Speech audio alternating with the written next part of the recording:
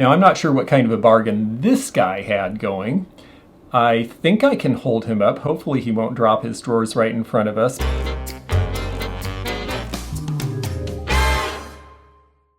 Hi, I'm George the Antique Nomad. Come with me as I wander the country in search of valuable vintage, amazing antiques, and cool collectibles. We'll buy, sell, and trade at antique malls, shops, and shows, estate sales, flea markets, thrift stores, anywhere people go to find really interesting things that just aren't made anymore. So come on, let's go! Hey everybody, it's George the Antique Nomad. And for those of you who are new to the channel, and there's a bunch of you, and I thank you for that, I want to tell you just a little bit about what I usually do and what I'm doing now. I am an antique dealer. I go coast to coast. I buy and sell. I attend antique shows. I conduct estate sales. Ordinarily, I'd be doing all of those sorts of things this time of year, but because of the quarantine, I've really only been doing appraisal work and selling online. Well, now it's time to go back to Florida and deal with some unfinished business that was left hanging when all of this transpired. I've got my mask, I've got my luggage just about packed and ready to go. And the challenge for me is, how do you handle online sales while you're going place to place, especially because I'm going to a far corner of the country and shipping from there elsewhere could be rather prohibitive.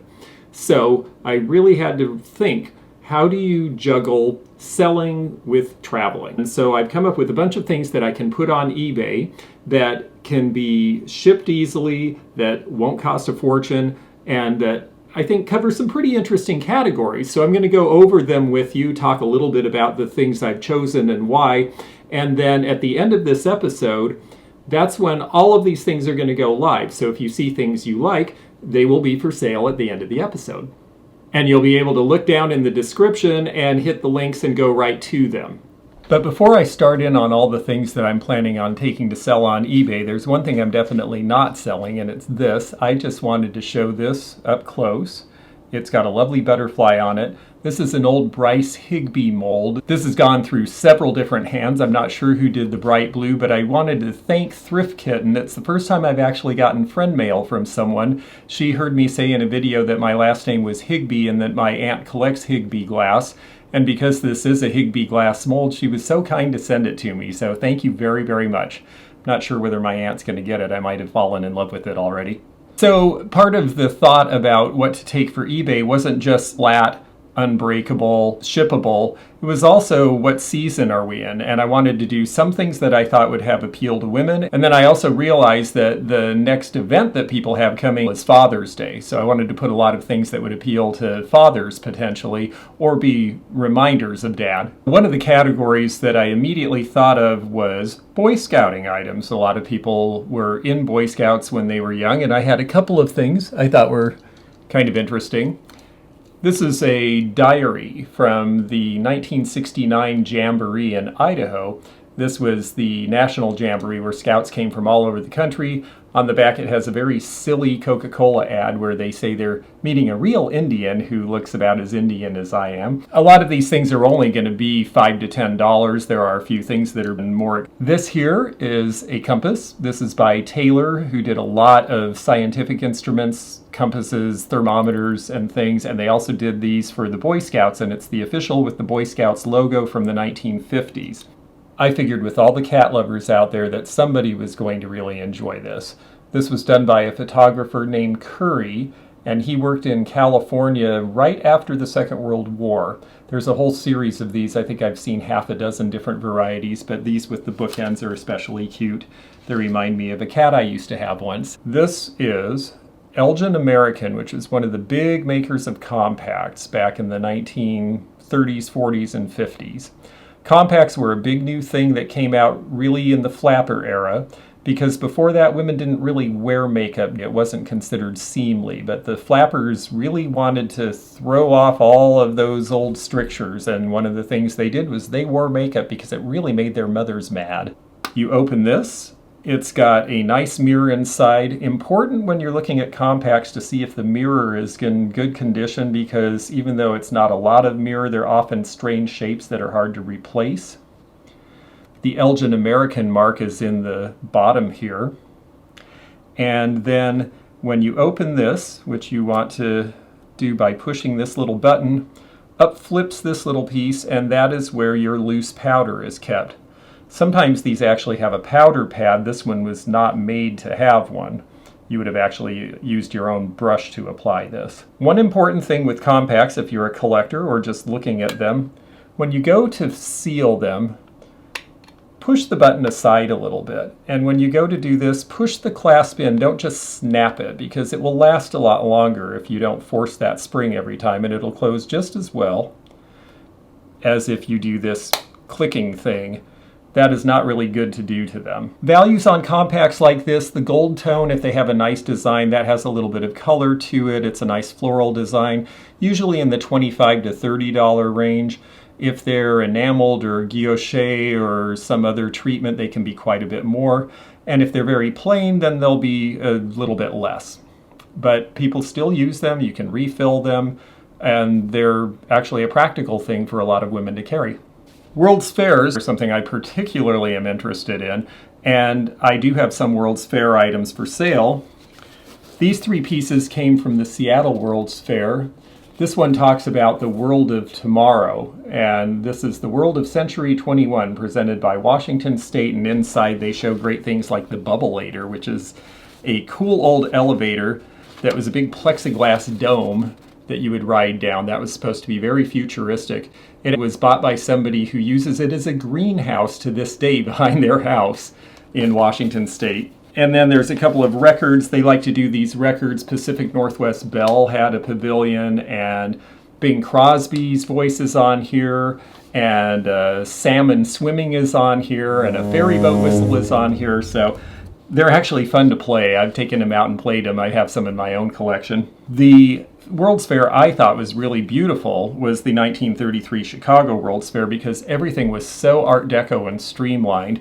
This was the brochure that they gave for the Parade of Nations. This is when they were just starting to promote the fair. They were really afraid because it was 1933 and the Depression was so bad that nobody was going to come, so they made this very long letter mailer. I think they figured people had time on their hands, describing all the attractions of the fair and how great it's going to be, and it worked. It was so popular it actually ran into 1934. It was pretty amazing how people turned out for that. The coolest thing I have from the World's Fair of Chicago for sale is this. Belgium had a pavilion there, and one of the things in the Belgian pavilion were Belgian tapestries, and this is one that displays the Travel and Transportation Building at the Chicago World's Fair.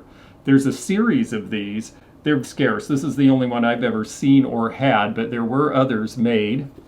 And you can see on the back, made in Belgium. Belgian and French tapestry like this was very popular, partly because antique tapestries of great size and great value were hung by William Randolph Hearst at Hearst Castle.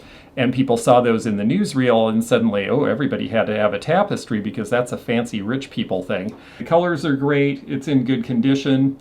I believe that these are somewhere in the $40 range now, so we'll just see what happens with that. And one last piece from the Chicago World's Fair. This is fun because in the middle it shows Buckingham Fountain. If any of you folks remember Married with Children, well, that's the fountain at the beginning of the credits.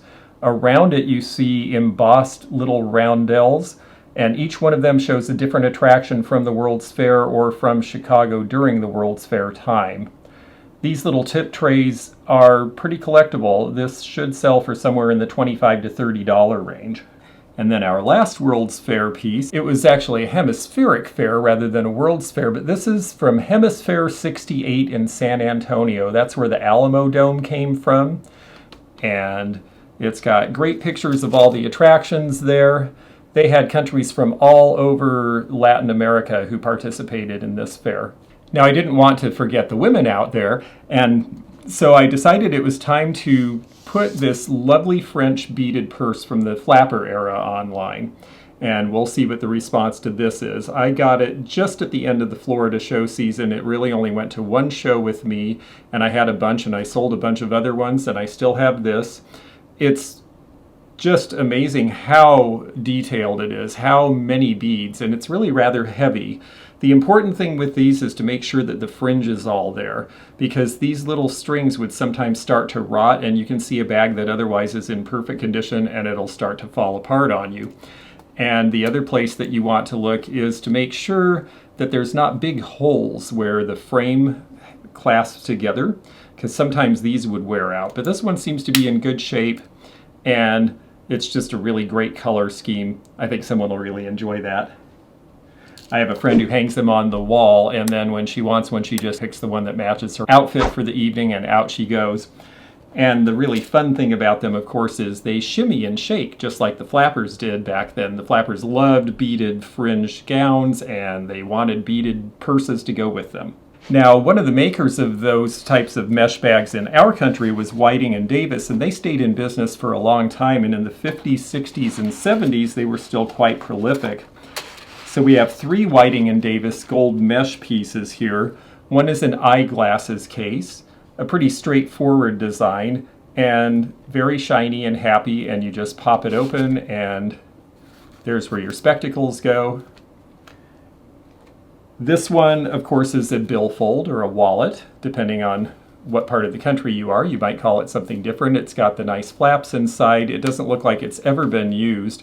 We find that a lot of these were bought by women because they were showy and fun, and then they were not something they felt like they wanted to carry. Collectors, on the other hand, are very fond of carrying them and showing them off. And this one has its original box with the paperwork. This was intended to be a cigarette case. Now, people use them for other things nowadays as well. This one's never been used, so it's actually quite stiff at the clasp. There we go, we got it open. This one has the Whiting and Davis printed on the inside liner, and it also came from the mid-70s when the oval-shaped lighters just started to be made, so it has an oval-shaped little lighter holder that slips inside it. You could use it for all sorts of things other than cigarettes if you're not a smoker, but it's neat to see it in the original box. All of these will sell for under $20 each. It's surprising to me, considering how expensive women's accessories are, that these pieces don't sell for more now, but I think they're a great bargain for someone who likes to dress up. With Father's Day coming, I look for transportation collectibles as well. And we showed you recently, I picked up this Mario Andretti token. I think it's a good thing to put on the computer because he was the Indy 500 winner in 1969, and I think other years as well. He was one of the most famous race car drivers there was. I look for airline collectibles, both extinct airlines and continuing ones if the logo is the old logo. And this was United Airlines logo in the 1960s. This is an actual baggage tag that you would adhere just using adhesive. They stuck onto your luggage and never let go. And they look cool on old luggage, but a lot of people like to collect them if they can find them unused, and this is an unused one. This is just a fun little thing. Most of these got greased out by mechanics, and it's a notepad from a garage saying, "Ask for Pennzoil." And we don't see these much because they were all used a long time ago. This is a Buick 10-year pin, Buick V8. Buick came out with the V8 engine in 1953, and so someone who was in the service of Buicks in the V8 department for 10 years must have gotten this about 1963. It's nicely enameled. I haven't seen one for sale.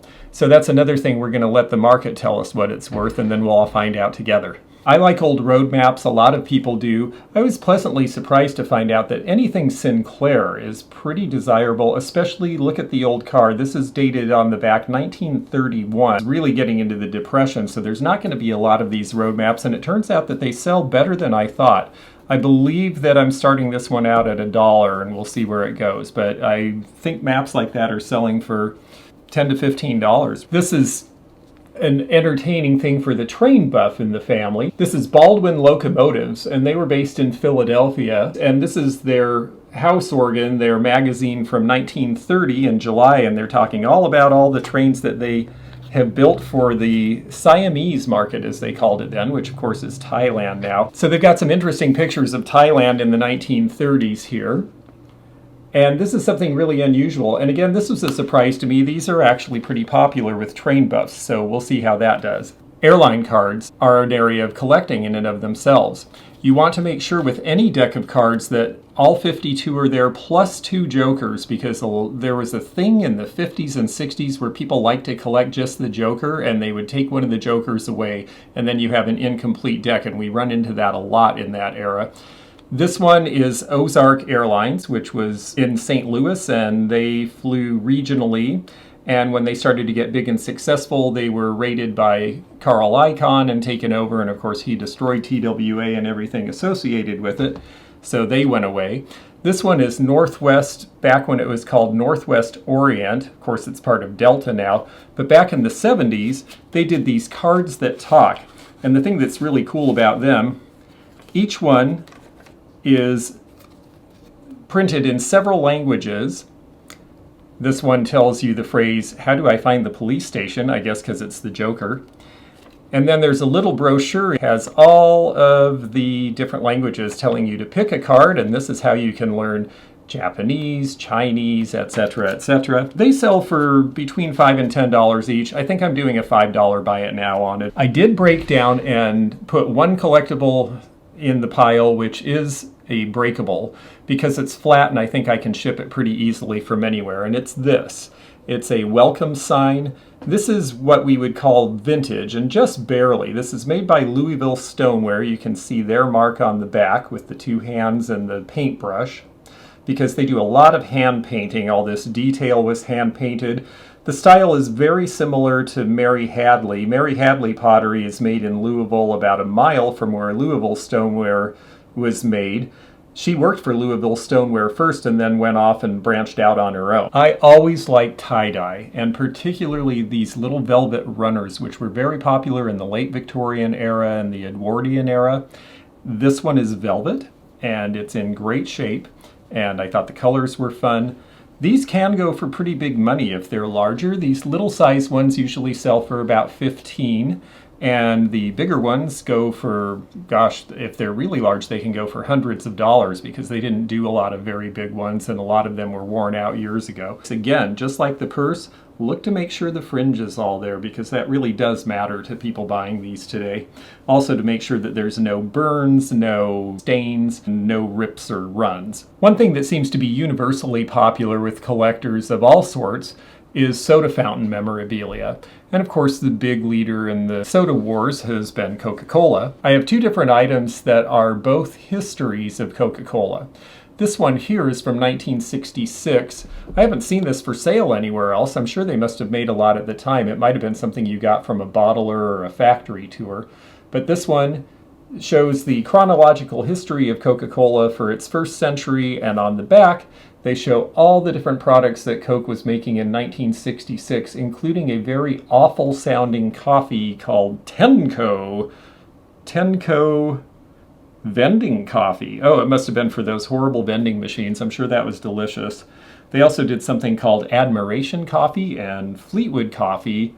Oh, and they own Butternut and Maryland Club Coffee. I had no idea that Coca-Cola ever had anything to do with coffee. So, it just goes to show you these companies are often a lot bigger than we realize they are.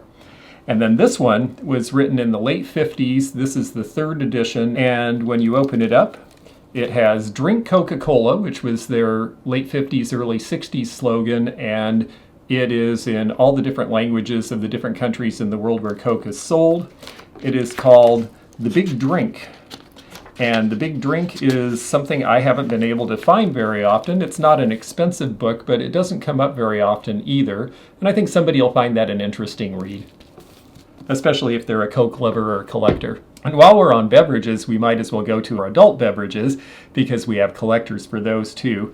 One of the weirder things that I've ever seen is this.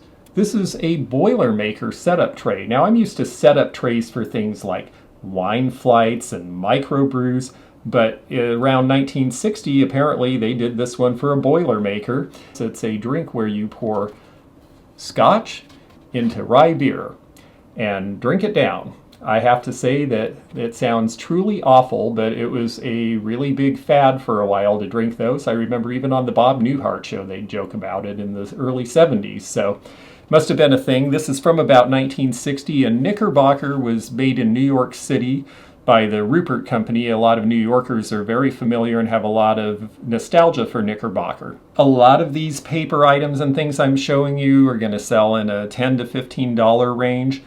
Most of what I'm showing you is not terribly expensive. I wanted things that were accessible for people and that were easy for me to deal with so that we can all have fun while I'm traveling. This I showed in a previous video, but it is time to put it out for sale. This is a Budweiser foam scraper. This is for when you scrape the foam off of beer. It used to be a little more sudsy before the Second World War especially. They would pour it, and you see it's the same on both sides with the Anheuser-Busch logo. Value on foam scrapers can really vary. Some of the more obscure beers or a really good graphic can go for over $100 for one of these. The Budweiser probably going to end up in the $30 to $40 range is my guess. I haven't seen this exact one for sale, however. And then this is another thing I haven't seen for sale. I have all these things that they may not be tremendously valuable, but I find things that are obscure because I travel a lot. So you find things that aren't really out there all the time. And this is one of them. This is from the 60s. This would have been for your barkeeper or the wait staff to wear. And it is an apron for Seagram 7. So Crown 7, they did a lot of advertising in the 60s. They were really trying to establish this brand then. And it's a pretty good size. I could wear it. Most people could wear it. Again, I expect that this is probably worth $15 to $20. I haven't seen one sell, so we'll find out. I wanted to try a little bit of jewelry online. I haven't sold a lot of jewelry that way because I usually sell it at shows. This is a nice old cameo. This one is carved with a bust of Minerva or Athena, the war goddesses. These are made of cowrie shells in Italy. This one is going to be earlier, before 1930, because it has a C clasp. And what that means is it's just the shape of a C and the pin goes through it, and that's all that held it on. It doesn't have a safety catch or anything. Safety catches really weren't done until a later period of time. And that's one way that you can distinguish that that cameo is before the 30s, whereas this one is going to be probably 1950s. This one has a safety catch. This one's interesting because she has the curls in her hair. I always look to see if the detail in the carving is good, because that really is something that's important to cameo collectors. If it's a pretty face, it sells the jewelry, and if it's just sort of roughly carved, it usually won't sell. The goddess is the more valuable of the two, and that's because it's larger, it's older, and it's an unusual scene. My hunch is that those will sell somewhere in the $40 to $65 range, but we'll find out. Those are ones that I did put on auction. On the other hand, I think I did a buy it now on this one, which is Siamese, as they called it back then, Thailand in modern parlance. This is blue enamel, and this one's nice because it's got the male and female dancer together. You usually just see one on a pin or a piece of jewelry. Also, it's nice because it's a bright, happy blue enamel. It's not the typical black that you see, so this is a little more desirable. But it's still not very expensive. I think I put it on at something like $13 or $15, something like that. This is also sterling. This is Mexican sterling. Mexican sterling has become rather collectible, and there's some big names in Mexican sterling that go for a lot. This is not a big name piece, but it's a nice piece from about 1970, the artist palette. I figured if someone has an artist in the family or is an artist, this would be appealing. It's sterling with the brass brush, and those are semi-precious stones. I know there's a polished agate or two in there. It's a pretty piece, and realistically, this will probably sell for under $30. I wanted to show this because it has an interesting story. I've decided not to put it online because it turns out to have a rip in addition to other damage, so I didn't think it was a good candidate. But the reason I bought it, even in the as-is condition, is because it is from Harold's Club Casino at Lake Tahoe. These were hung in the lobby when the French Olympic team for the 1960 Winter Olympics came to Squaw Valley. That's where it was held. It was an international event, and various hotels sponsored various teams or were the host of various teams, and the French were at Harold's Club. Not many of these could be left. I've never seen another one. I've never encountered another one, and people I know who collect Olympic memorabilia haven't seen them either. But with the damage, I decided this is something I'm going to hold off and sell to someone in person so that they can really see what condition it's in before they decide to buy. Now, I'm always thinking, or at least I try, and one thing that occurred to me is we're getting close to the 4th of July. I thought this was pretty cute. This came out of a desk drawer at an estate. It is a 48-star little fabric flag on a pin. And of course it says made in USA on the back. We're always glad to see that. I get annoyed when I see flags that are made in, well, you know where. This one is in pretty good condition. A little bit of fraying right there. That could be trimmed off. I'm not going to do that. I want people to see things as they really are and make that decision for themselves. I think that it's going to sell for, maybe around $5. It'd be fun in a dollhouse or for a miniature collector. 48-star flags are fairly common because we had 48 states between 1912 and 1959, so it was a long period of time.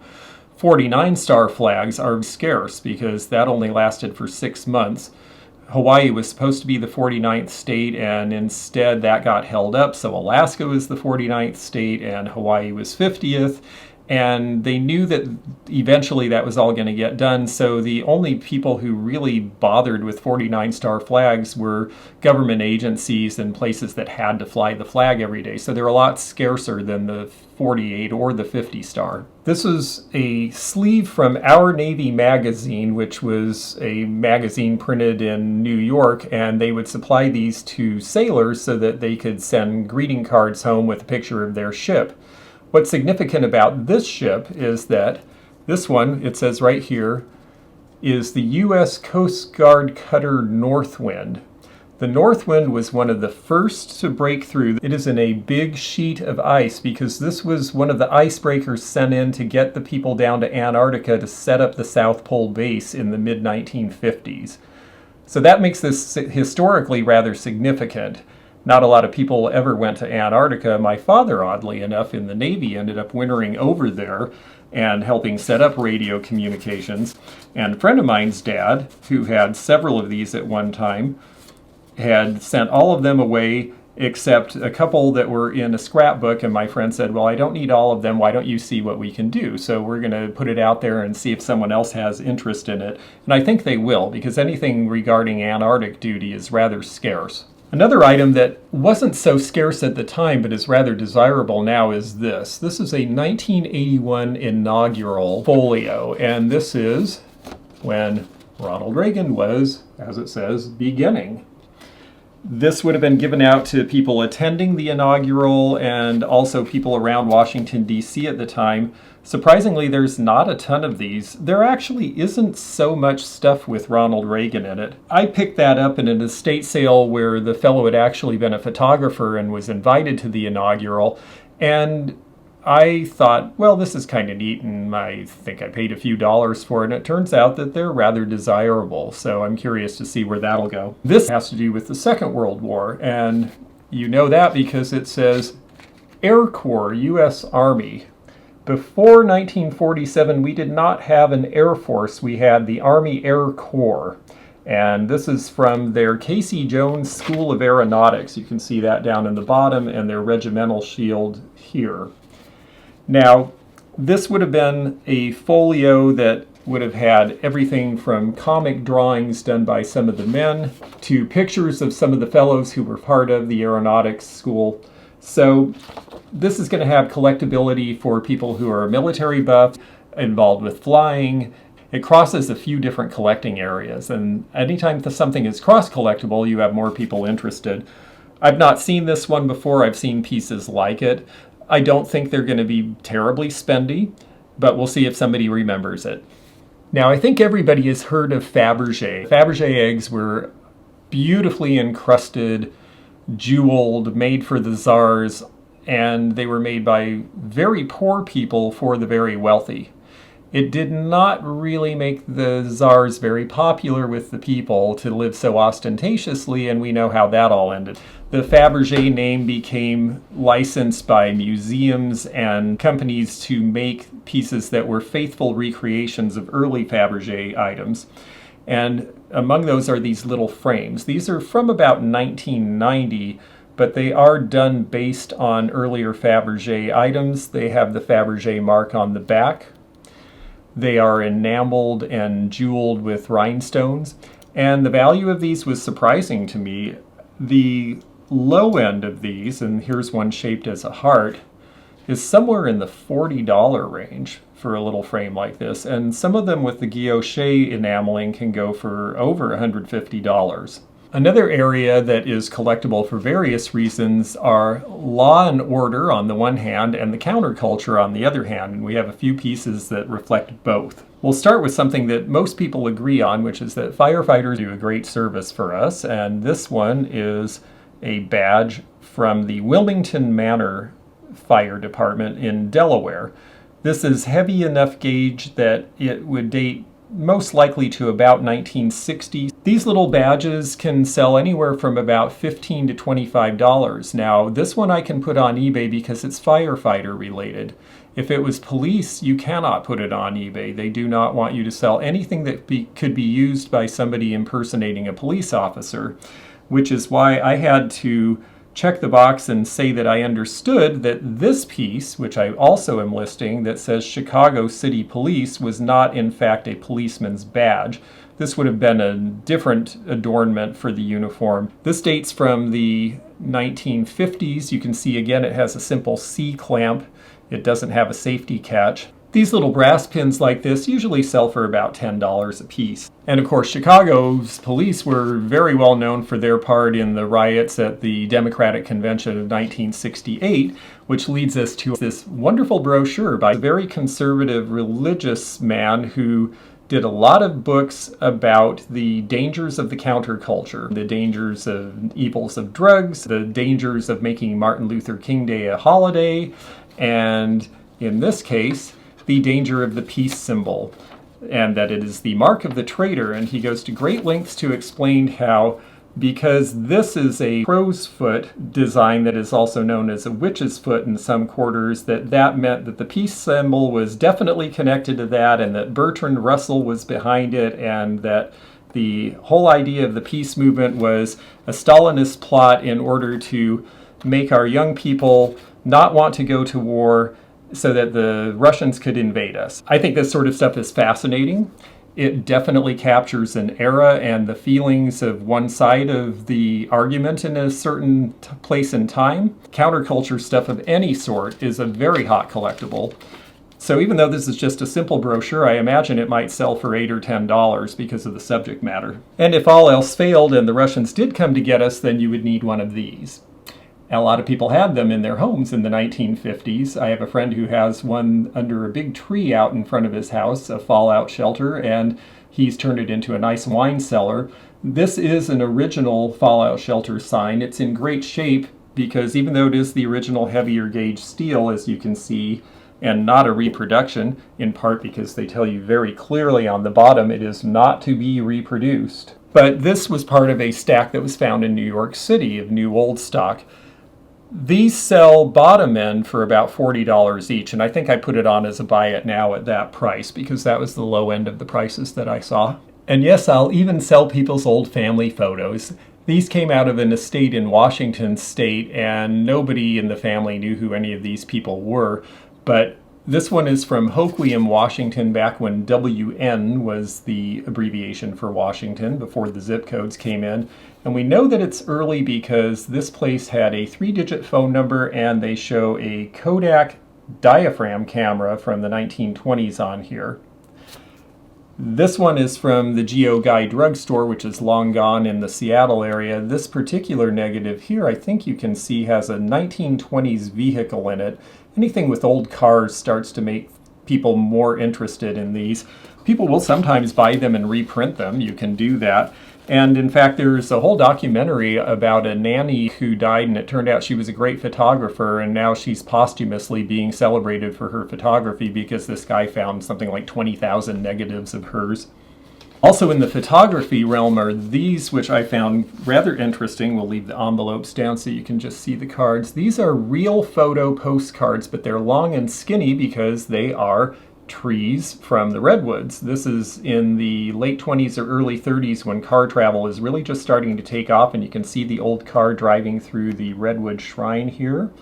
And this one is still around. This one is the world famous tree house. I've been there. It's pretty cool. All built in the bottom of the tree. And I did drive through one of the drive-through trees. I just always wanted to do that. When I was a kid, my parents had a camper and it wouldn't fit, so we didn't get to do it. So I had to drive back and do it myself. And real photo is desirable. Now these were tourist pieces, so they're worth probably $8 or $10 a piece. But if you find real photo postcards that were taken by amateurs, sometimes they captured things, for example, like the town of Valdez, Alaska, before the landslide wiped it out and they had to move all 3,000 people and all the downtown had to be rebuilt. So there are some of these old real photo postcards that show places that don't exist anymore, and those can be rather valuable. So when you see something in a box of postcards that looks like an actual black and white picture, don't just think, oh, it's a black and white picture, who cares? If you're reselling, you might find a bargain. Now, I'm not sure what kind of a bargain this guy had going. I think I can hold him up. Hopefully he won't drop his drawers right in front of us, but this is one for the ladies or, you know, whoever. I'm not here to judge. The gentleman here is a floaty pen, or a float pen as they call them. And if you shake this, the float will cause a panel inside to drop. Well, this panel happens to be the black panel that are his shorts, and when they drop, well, there he is in his all-togetherness. So that's something fun for a boring day at your office desk. I am listing a few coins. Coins are something I've collected since I was very, very young, and I did find some duplicates of things I had in the Morgan dollars. Morgan dollars are probably one of the most recognized American coins and most collected. They were made in various places around the country. At one time there were mints in San Francisco, New Orleans, Carson City, Philadelphia, and Denver. The Carson City mint tended to make the fewest and are the most desirable. Turn it over, you'll see if there's a little letter under the eagle. One of these has an O underneath, which was for New Orleans. The New Orleans Mint is now the Museum of Jazz, and it's a great museum. If you like jazz music or you just happen to be in New Orleans, it's worth going through. One of the things that's very important with coins, and at some point if you're interested we can do a whole tutorial on them, but with coins you can see that condition matters. It is the second most important factor. Rarity is the most important factor. Like I said, Carson City dollars are generally rarer than other ones because they made fewer, and it all has to do with quantity and then condition. This one, it's in what they call about good condition, which is actually the lowest condition short of it's worn completely flat that you can have, but that's how coins are graded. This, on the other hand, is almost uncirculated. It's been touched by human hands, but not much. It's still shiny and has its luster. So all things being equal, it will be worth a lot more money because it's just prettier to look at. I believe I'm starting these off at $15 each. That's kind of the base price for a really worn one, and I'm going to let the collectors tell me as far as the value of the ones that are in better condition. This little thimble is enameled with a Dutch scene.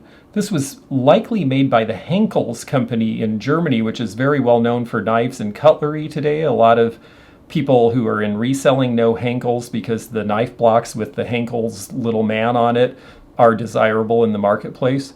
But this thimble is desirable as well because it's sterling and because the enamel is in good shape. It should be worth about $25 in this condition. The last thing I wanted to share before I pack, because I've got to get ready to go, is this booklet, which just fascinated me. Bob Hermine's Midgets book. The Midgets originally traveled with him to the San Francisco World's Fair and the New York World's Fair in 1939. There were World's Fairs on both coasts. And the reason that the midgets were an attraction, it wasn't just because they were sideshow freaks. There was actually, for the first time, real humanization of little people in the 1930s. Because of the Wizard of Oz. The Munchkins were cute, people liked them, a couple of them became famous celebrities and started making appearances, and all of a sudden people stopped looking at them as weirdos and realized that they were actually people just like you and I. And So it really is shown in this book. They show a lot of pictures of them. They have biographies. They talk about their lives and what they do. And they actually got to be stars in their own right. They also did a lot of vaudevillian type acts. And so they were a very popular attraction. And this is from the 1950s. They're still traveling and doing appearances. So I thought this was really cool. I'm going to put it on the computer. I had never seen one before. It turns out they're around, and they're worth somewhere between $20 and $40 depending on who's in it and who's after it on a given day. So we'll see what happens with that too. I'm going to get this all packed now and take it with me, and anything that you saw is going to be available as soon as this video ends on eBay. So click the link in the description if you saw something you found interesting, and you're welcome to buy it now if it's a buy it now, or make a bid. If it's an offer situation, please go ahead and make me an offer, and don't hesitate to tell me that you are a viewer, because I'll definitely try to help you out. I got to get going here and roll on down the road so I can go find more interesting things for you. Well, it's time to get that last bag in the car, and I'm going to have to rearrange just a little bit. I've got a delivery to make to Thrift Kitten. She is on my route, and she bought a mirror and this wonderful old cherub blanket. I've got to cover up this painting here, which is a Lou Wilson skyscraper. That's going to go to Florida, along with these Culver glasses. So I've got just a little bit more to pack. I will be on the road, so I will come back to you soon with more adventures. I'm George the Antique Nomad. See me on daily social media posts on Instagram and Twitter and Facebook, and here on YouTube and occasionally on Periscope. Thanks for joining us, and we will see you when we get back from our trip. Bye-bye now. Thanks for joining me again in the fun and fascinating antique community, here where online meets the real world. Please click the subscribe button below. Click the bell to be notified when new videos upload. Leave a comment below and hit thumbs up to like this video. Links to our online social media daily posts and our items for sale are in the description. This is George at the Antique Nomad. Bye for now.